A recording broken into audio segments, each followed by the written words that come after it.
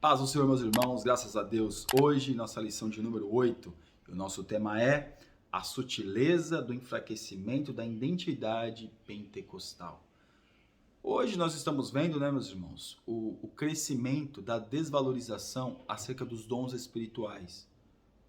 Porque alguns pais da igreja, um pai da igreja que a gente vai ver, Tomás de Aquino, ele quis dizer que os dons não existiam mais. Que os dons ficaram só na época dos apóstolos, que agora não tem mais dom. Então perceba, meus irmãos, que hoje há uma desvalorização. Claro, infelizmente, dentro da igreja pentecostal, existe muita meninice. Isso a gente não pode descartar. Existe muitas invencionice. Existem muitos movimentos criados por alguns. Claro que isso não é um movimento pentecostal. O movimento pentecostal é a pessoa que sente o Espírito Santo de Deus verdadeiramente dentro de si e de uma forma de ela colocar isso para fora, ela faz movimentos com o corpo, ela fala em outras línguas. Em outras línguas é um dom, mas às vezes a forma de, alguns dizem até de extravasar, às vezes. É claro que, infelizmente, muito tem desacreditado pelas meninices, mas nós, servos de Deus, que entendemos aquilo que é Deus, que discernimos aquilo que é a Bíblia, nós percebemos quando é Deus que está fazendo e quando não é. Então aqui no nosso texto áureo, que está em Atos capítulo 2, no versículo 4, e todos foram cheios do Espírito Santo e começaram a falar em outras línguas, conforme o Espírito lhes concedia que falassem. Então eles não falaram só em línguas estranhas. Eles falaram em outros idiomas que as pessoas que estavam ali, entendendo que eram pessoas sem instrução, eles estavam entendendo as línguas que aquelas pessoas falavam. Então, a movimentação, o movimento pentecostal, que também nós vemos que voltou a ter uma certa, um certo crescimento na Rua Azusa, nos Estados Unidos, nós percebemos que dali saiu dois missionários, Daniel Berg e Gunnar Wingren, que foram para Belém do Pará, e nós também percebemos que na igreja do Belém do Pará existe a igreja batista, e a igreja a igreja protestante, vamos dizer assim, a igreja reformada, era muito atuante em alguns lugares do Brasil naquela época. Mas começou a igreja pentecostal, depois eles mesmos, até alguns dizem que eles foram expulsos da igreja batista e fundaram a Assembleia de Deus, que teve um crescimento absurdo no Brasil e até mesmo no mundo, né, através da Assembleia de Deus brasileira. Eu estou em Portugal e o nome Assembleia de Deus é muito forte. Então aqui na nossa verdade prática, a doutrina dos batismos no Espírito Santo e o falar em línguas com a sua evidência são um distintivo pentecostal mantido pela nossa igreja, ou seja, para nós, falar em língua estranha é uma doutrina. E alguns até usam, pelo menos o obreiro tem que ter falado em língua estranha uma vez, porque falar em línguas é um dom. Não precisa, né? Tem uns que não falam em língua a vida toda. Ah, isso aí é frio, porque não fala em outra. Não, irmãos, é o dom. Tem uns que têm um dom, tem outros que não. Agora, para o obreiro ser consagrado, ele precisa ter falado em línguas pelo menos uma vez. Pelo menos no momento ali do batismo com o Espírito Santo, ele tem que falar de língua estranha uma vez. E aí, o ministério leva ele no caso, o ministério leva ele a ser um obreiro, ter um serviço mais certo na igreja.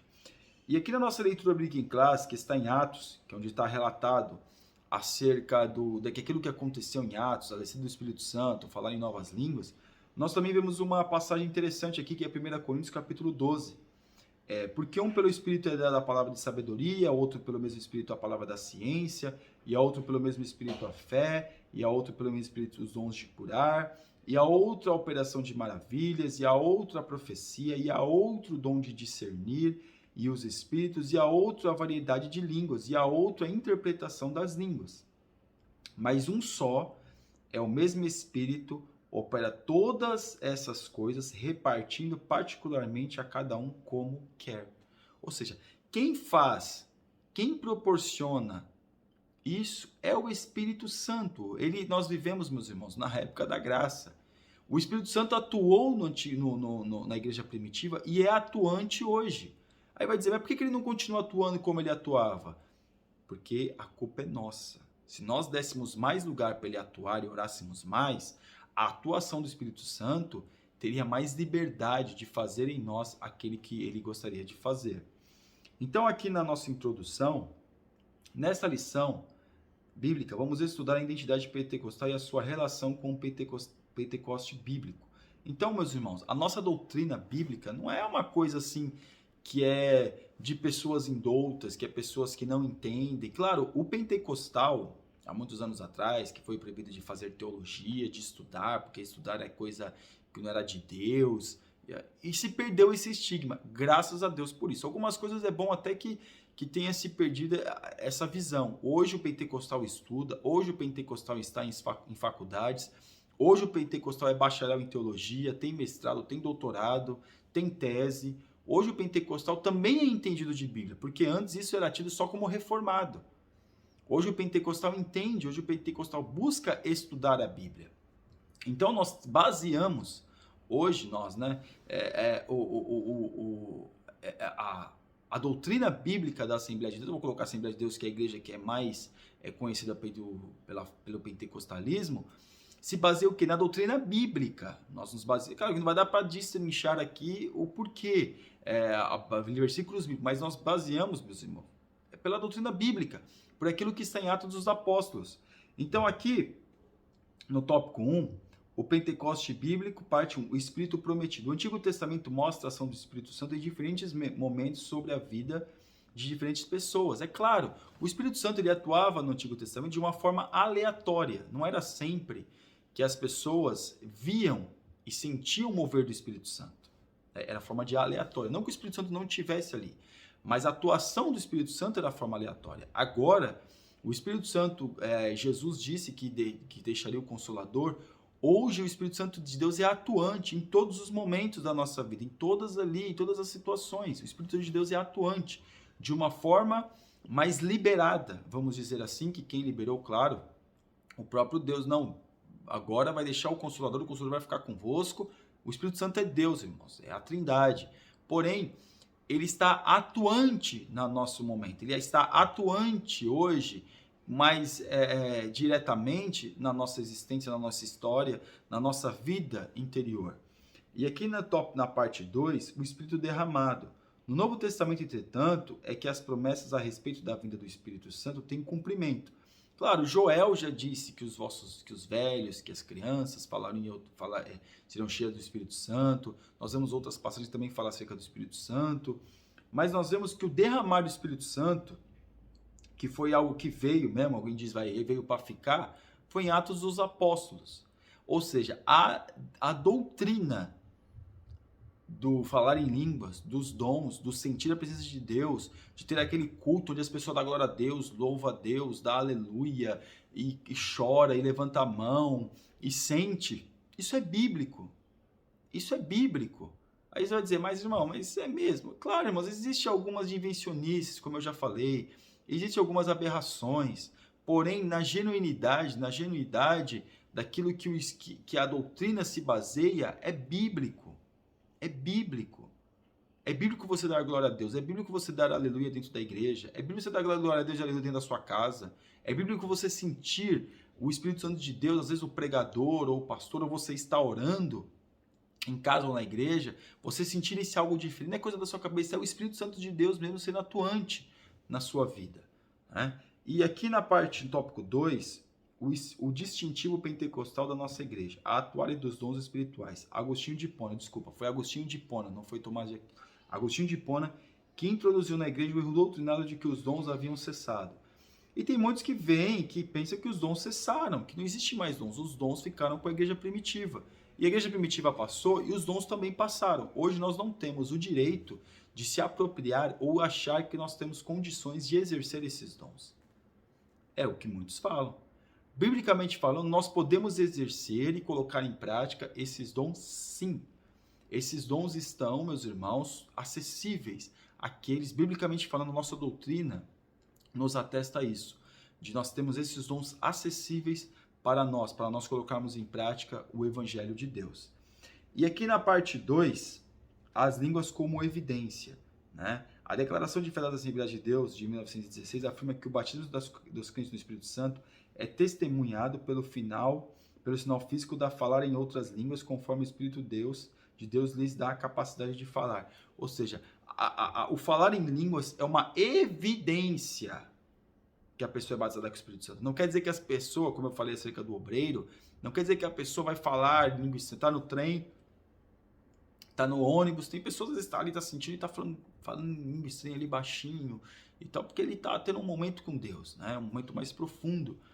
Mas isso não quer dizer que a pessoa vai viver falando em língua estranha, porque se a pessoa não fala em língua estranha em todo culto, ela não é batizada. Não, irmão, não é isso. O Espírito, claro, tem o dom de línguas e tem a evidência do batismo. A Assembleia de Deus, a doutrina, entende que uma pessoa batizada com o Espírito Santo, ela precisa ter falado em línguas pelo menos uma vez. Pelo menos uma vez para atestar e ter a certeza que ela foi batizada no Espírito Santo. Aqui no tópico 3, mantendo a chama pentecostal acesa, fidelidade às Escrituras. Uma marca distintiva dos pentecostais clássicos ou históricos era seu amor e fidelidade às Escrituras. O cristão, o pentecostal, sempre foi, teve um apreço com a Escritura. É que agora, nos anos para cá, começou a estudar de uma forma mais sistemática, mais sistematizada, mais organizada. Mas sempre teve um apreço, sempre teve a Bíblia como a sua regra de fé.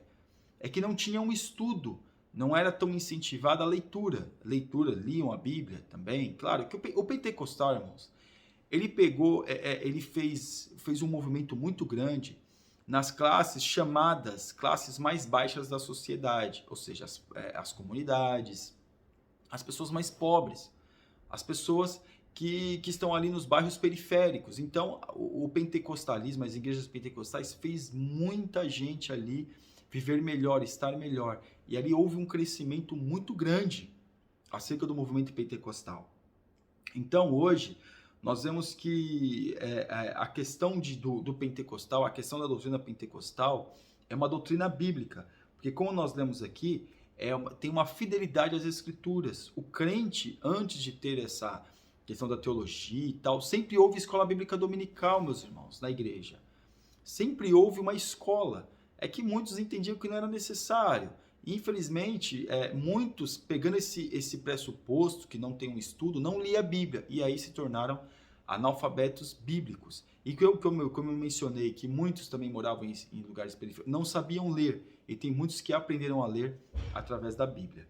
Aqui na parte 2, exercício dos dons espirituais. Como nos dias do profeta Samuel, em que as visões não eram frequentes, assim também os dons espirituais parecem ter se tornado algo extremamente raro entre muitos pentecostais. Por quê? Porque não há aquela busca, não há aquele desejo de exercer o dom espiritual, não há aquele desejo de colocar em prática. Por quê? Porque quando é dado o dom, é dada uma responsabilidade. Mas muitas pessoas hoje não querem responsabilidade, não querem estar com Deus. E aí, meus irmãos, não desejam os dons espirituais, não querem ter essa missão de exercer algo. Então as pessoas, só cultuar, só ir na igreja de domingo tá bom, tá tudo certo, eu continuo fazendo as minhas coisas, continuo tendo os meus atos pecaminosos, não preciso me melhorar minha vida, porque no caso aqui eu não preciso. Não, meus irmãos. O dom espiritual, ele traz para nós sim, ele traz para nós uma responsabilidade e também traz para nós um prazer, um regozijo na alma de estar fazendo algo. E nós temos que buscar esses dons, nós temos que buscar os melhores dons, como o apóstolo Paulo fala. Os melhores dons são quais que são os melhores dons? Todos são os dons. Mas alguns que as pessoas buscam mais, outros menos. O que as pessoas buscam mais é o dom de revelação, o dom de profecia. Mas nós também temos que buscar o dom de discernimento. Então perceba que hoje há uma deturpação acerca daquilo que é o dom da busca. Então as pessoas, muitos não querem isso porque não querem responsabilidade. E a nossa conclusão. Nessa lição vimos que o movimento pentecostal possui sólida fundamentação bíblica. Vimos também que como movimento do Espírito, o pentecostalismo está inserido dentro de certo contexto bíblico. Isso o fez consciente de sua missão. Contudo, após um século do seu advento, o movimento passou a dar sinais de esfriamento.